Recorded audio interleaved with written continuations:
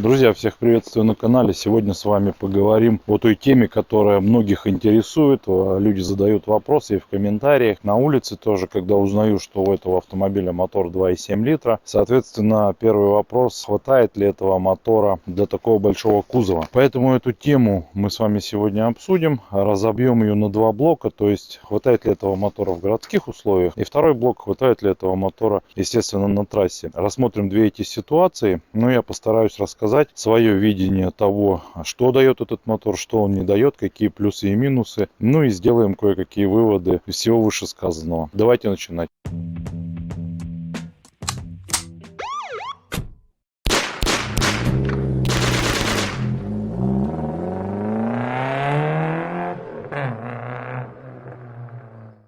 Ну что ж, друзья, давайте начнем с того, хватает ли этого мотора в городе. Как известно, мотор 2,7 литра, который установлен на этом автомобиле, имеет 4 цилиндра и является в линейке моторов Toyota одним из самых высокообъемных. Я имею в виду из 4-цилиндровых моторов. Итак, вопрос: хватает ли этого мотора в городской черте? Ну смотрите, если вы живете не в холмистой или гористой местности, на вашей территории, где вы эксплуатируете автомобиль, нет резких подъемов, каких-то холмов, а у вас в основном равнинная местность, есть какие-то, естественно, спуски и подъемы, но их не так много, как, допустим, в той местности, про которую я сказал. Этого мотора в городе даже при загруженном автомобиле вполне себе хватает, потому что если мы посмотрим с вами на среднюю скорость, с которой мы перемещаемся в городских условиях, мы с вами увидим то, что она не будет превышать определенных там 10, 15, 20, 25, может быть, в зависимости от города, в котором вы находитесь, километров. Поэтому где-то разгоняться, где-то кого-то обгонять в городских условиях, у нас как бы особо не требуется.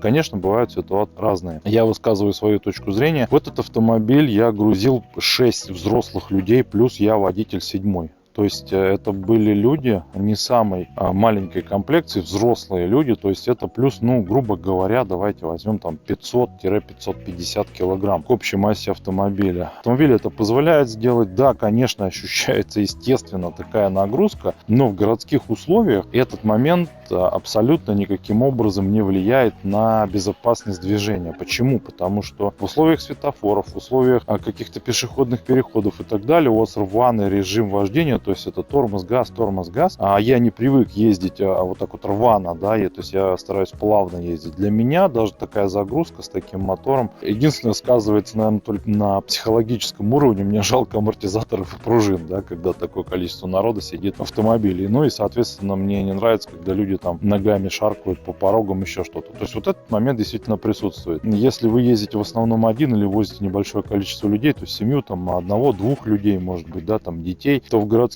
условиях этот мотор вполне себе прилично тянет. Я, кстати, хочу еще для сравнения вам сказать, что Camry 2.4 в 40-м кузове, которая у меня была до этого автомобиля, она едет медленнее, чем вот этот автомобиль по ощущениям. То есть здесь момента кажется чуть-чуть побольше, и вот здесь и так побольше, но с учетом массы, конечно, играет свою роль. Но здесь стоит шестиступенчатая коробка с короткими передачами. Поэтому автомат перещелкивает передачи, и никаких проблем в городе это не вызывает. Что касается ощущений от тяжести автомобиля в городе, после предыдущих тестов Hilux и Prado, особенно Prado, я вам скажу, что этот автомобиль ощущается как пушинка после тех автомобилей. После Camry этот автомобиль ощущается, конечно, чуть-чуть побольше, но за счет того, что здесь стоит мощный электроусилитель, руль очень легкий, вкладывать куда-то в поворот и в маневры какие-то здесь гораздо проще. В Camry был гидроусилитель, он был более тяжелый, но здесь за счет вот этого мощного электроусилителя не так ощущается. Вам нужно развернуться, то есть очень быстро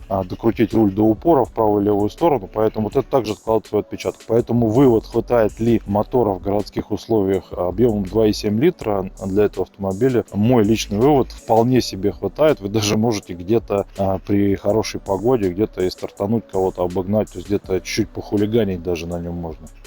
Ну что ж, друзья, теперь рассмотрим такой момент, как хватает ли мотора 2,7 литра на таком автомобиле на трассе. Значит, здесь есть несколько моментов, которые я хочу осветить. Первый момент – это вы едете один или вдвоем, и с какими скоростями вы привыкли перемещаться по трассе. То есть, если вы едете в этом автомобиле один или вдвоем с кем-то, то есть он у вас мало нагружен, то этого мотора, опять же, в условиях отсутствия гористой какой-то слишком холмистой местности, этого мотора в принципе хватает. То есть фуры, если мы вот говорим о безопасности обгонов и так далее, фуры едут со средней скоростью, наверное, 85-95, ну где-то так, ну 85-90, так вот скажем, да. То есть ускориться на этом автомобиле там с 90, со 100 до 120, 140, 130 проблем никаких не составляет. То есть мотор этот набирает нормально, вы прожимаете педаль газа, соответственно автомат переключается на ниже стоящие передачи и ускорение оно ощущается. Но если вы этот автомобиль очень сильно загрузите, неважно, людьми, поклажей какой-то и так далее, и плюс у вас еще будет какая-то гористая или холмистая местность с затяжными подъемами, здесь у вас будут действительно проблемы. Здесь нет ничего такого, я не открою никому, естественно, Америку, что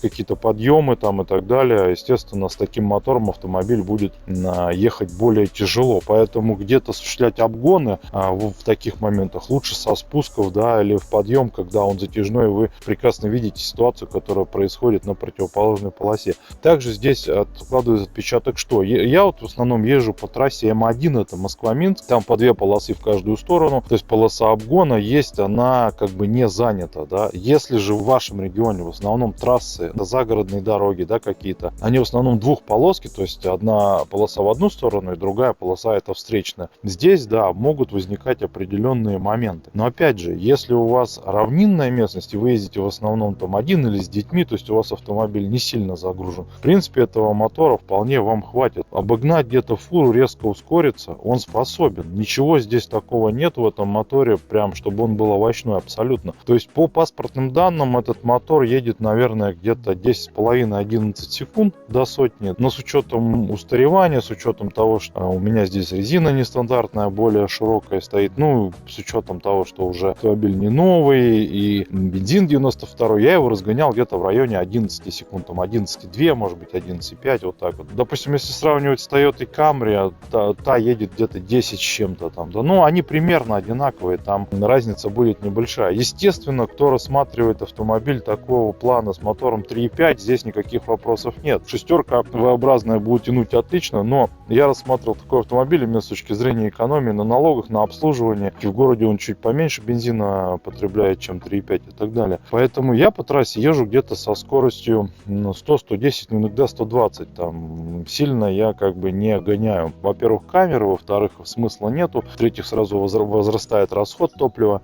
Поэтому где-то такая вот усредненная скорость, ну, я имею в виду для меня по трассе, это 100-110. И с этой скоростью ускориться до 130-140 при прожимании педали газа этот автомобиль способен, в принципе, без проблем. Но на такой скорости где-то обогнать фуру у меня проблем абсолютно никаких не составляет. Мы не можем сравнивать этот автомобиль с 2.7 мотором, с мотором 3.5. 3.5 будет по логике, естественно, и быстрее, и мощнее, но и безопаснее с точки зрения обгонов. Но если мы сравним вот эти моменты по обслуживанию, то здесь будут уже у нас возникать другие вопросы. Поэтому, если вы ездите не с полностью загруженным автомобилем в основном, да даже с полностью загруженным, и у вас в регионе нет особо затяжных подъемов, гористой местности какой-то, да, то вам 2.7 мотора вполне себе хватит. Я дискомфорта абсолютно никакого не испытываю. Знаете, я так для сравнения, если вам будет легче вот так вот для себя определиться, он едет примерно так же, наверное, как Прадо с мотором 3 литра дизель, приблизительно, даже может быть чуть-чуть порезвее вот эта машина, ну где-то в этих же диапазонах. То есть, естественно, дизель будет лучше на подъемах, у него будет, так скажем, момента больше хватать, чтобы обороты не провалились, чтобы машина не тупила в подъем. Здесь этого не будет, конечно, в подъем и при загруженном